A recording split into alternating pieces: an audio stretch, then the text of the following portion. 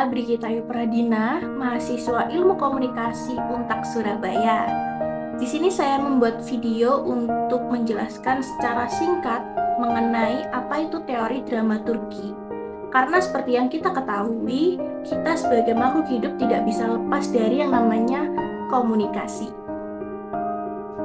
Nah, teman-teman semua, pasti kita sering bertemu dengan orang-orang yang terlihat seperti menjalankan sebuah peran, kan? Saya mengambil contoh diri saya sendiri. Ketika saya lagi ada di rumah, maka saya menjalankan peran sebagai anak yang patuh terhadap orang tua dan membantu mengerjakan pekerjaan rumah serta taat pada peraturan yang ada di rumah.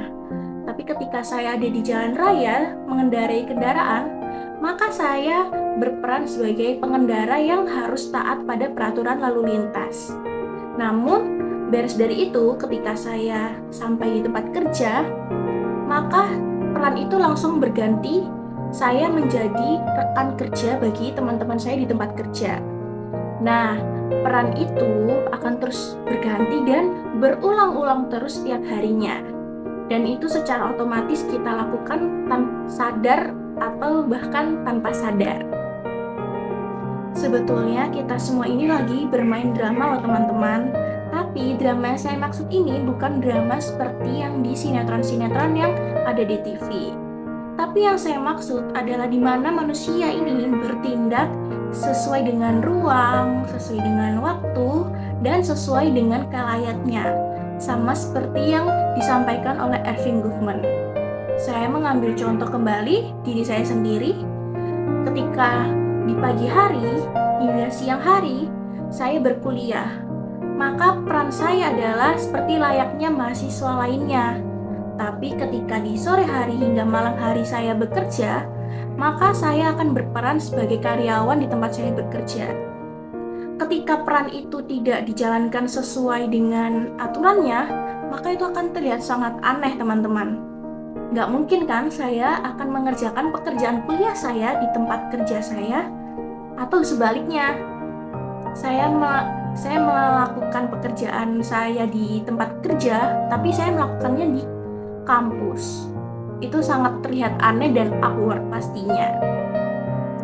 Nah, kembali ke teori dramaturgi. Dalam teori ini ada yang namanya front stage dan backstage. Jadi apa sih itu? Nah, backstage ini adalah tempat di mana kita mempersiapkan segala sesuatu untuk menyampaikan pesan yang akan kita sampaikan di front stage ini. Saya mengambil contoh seorang pemain teater. Saat di belakang panggung, pemain teater ini pasti akan mempersiapkan segala sesuatu yang ia perlukan. Contohnya, pasti pemain teater ini akan menyiapkan make up, kostum, dan alat-alat lainnya. Untuk apa? Untuk menampilkan front stage yang sesuai dengan harapan pemain teater ini. Dan pastinya untuk mendapatkan feedback dari penontonnya yang sesuai dengan ekspektasi si pemain teater ini.